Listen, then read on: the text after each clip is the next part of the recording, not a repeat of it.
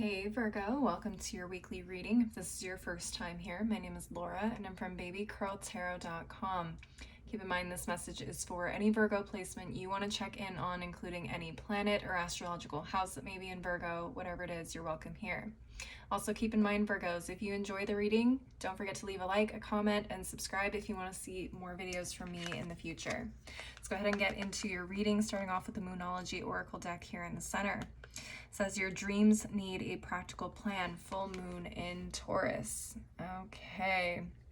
When I was shuffling one of your decks, the term Hot Mess Express came up. I don't like to use that phrase with, readings, but some of you guys may be feeling a little out of sorts or unorganized right now, but let's get into the rest of these cards and see what comes up. Okay, we have the 12th house. This is the house of our subconscious mind, our mental health, karma, forgiveness, closings, healing, spiritual development, prayer, guilt. Okay. And then we also have Aquarius. Okay, some of you guys may have Aquarius in the 12th house. Or you guys just may need to be a little bit more innovative. Okay. Let's get into these last two cards and see what it is you guys need to see. We have the universe. Okay. And what's the last card? We have withdraw. Okay. Some of you guys may need to take a step back, focus on your mental health at this time. Some of you guys just may need to reassess a certain plan, goal, or method to whatever it is you're trying to achieve in order to get the results that you want. Okay, you may need to reassess. Aquarius is usually associated with the 11th house, which covers our hopes and dreams for the future. They're very forward thinking and unique, futuristic. They can see things, different ways of doing things that are probably way ahead of their time, which you guys may need to be channeling more of here. But let's get into the tarot and see what it is you guys need to know. Spiritual team, what messages do you have for the Virgo collective for the next 7 days? What messages do you have for the Virgo collective for the next 7 days? Let's see. Come here. Still getting used to these nails. I don't normally have them this long. I feel like a baby sloth.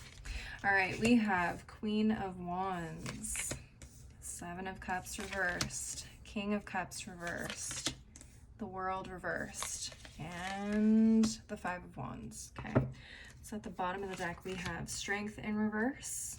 What is this, the 9? Yeah, 9 of Swords reversed, 8 of Coins reversed. I have a hard time reading upside down. We have the King of Wands and the 10 of Coins reversed. Okay, let's get into these cards real quick. Okay.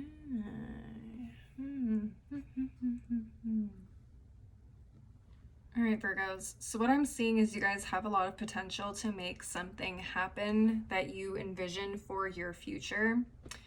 For your goals, but what I'm seeing also is that you guys are letting your emotions kind of get the better of you here, and a lot of you are kind of stuck in a rut of doing the same thing repeatedly, hoping for different results, which is literally the definition of insanity. Yeah, Spirit is saying that you guys keep fighting against the fact that something needs to change, and I feel like for a lot of you it is I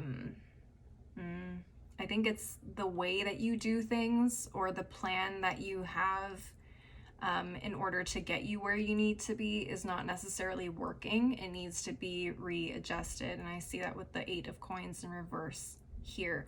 A lot of you guys may have an emotional tie to this methodology for whatever reason. Maybe this is something that was recommended to you by someone you really look up to, and so you say, well, if it worked for them, it's gonna work for me. I just got to keep doing it this way over and over and over again until it finally happens. And that's not the case, Virgos. You're literally running yourself into the ground, and you're not getting yourself anywhere closer to this 10 of coins.